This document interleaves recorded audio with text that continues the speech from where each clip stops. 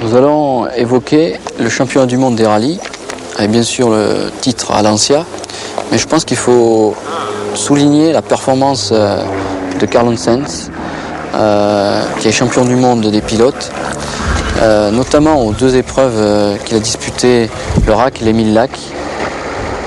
Il faut savoir que les 1000 lacs, c'est le fief des Scandinaves, et il faut souligner vraiment la performance d'avoir gagné là-bas et d'avoir remporté le titre de champion du monde. 9 victoires sur les 17 dernières éditions, l'écurie Lancia bénéficie au Monte-Carlo d'une sacrée expérience. Biasion, Oriol, Kankkunen, Saby et Cerrato, des deltas intégrales 16 soupapes, 290 chevaux, voilà le camp des favoris. En face, 3 Toyota Celica emmenés par ce diable d'Espagnol, Carlos Sainz, secondé cette année par Michael Eriksson et Armin Schwartz, le nouveau Volterra. Sans neige, les Mazda de Salonen et Nicolas, dépassés en puissance, ont peu d'espoir. On a beaucoup roulé chez Mitsubishi avec les Galantes pour compenser le manque d'expérience malgré la présence de Vatanen et d'Eriksson. Les voitures du Jolly Club, pour Cerrato et Saby, devraient Lancia d'usine, même si la robe est différente.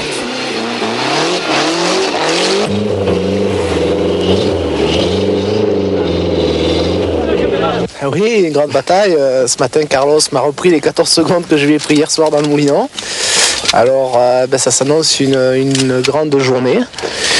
Par contre, je crois qu'il faut quand même aussi surveiller Bruno Saby, qui fait une très belle course et qui est pas loin derrière, qui est tout à fait dans le coup. Et il a bien raison de se méfier, le petit Français. Très vite, l'Espagnol va revenir à sa hauteur. Extraordinaire. Pour la 3e fois, ils se retrouvent tous les deux ex-aequo à Mirali.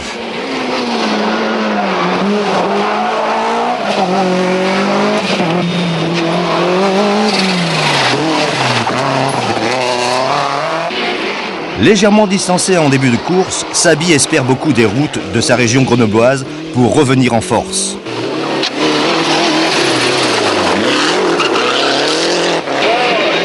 Pour Oriol, pas une seconde à perdre.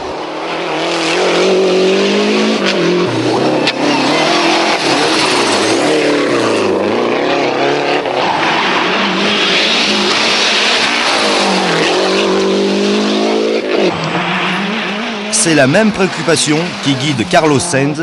Si ça continue, il va falloir inclure les centièmes de seconde dans les classements.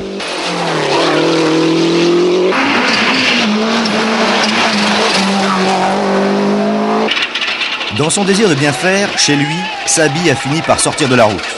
Adieu la victoire, l'ancien vainqueur de 88 doit se résigner. Avant d'entamer la dernière nuit, rien n'est encore joué. Oriol ne possède que 4 secondes d'avance sur Sainz. Un Sainz qui a drôlement bien résisté aux attaques d'Oriol, et ce n'est pas fini. Profitant d'une baisse de forme d'Oriol, bien relative d'ailleurs, Sainz va parvenir une nouvelle fois à se hisser à la hauteur du Français. Pour la 4e fois, il se retrouve ex-aequo en tête de ce rallye.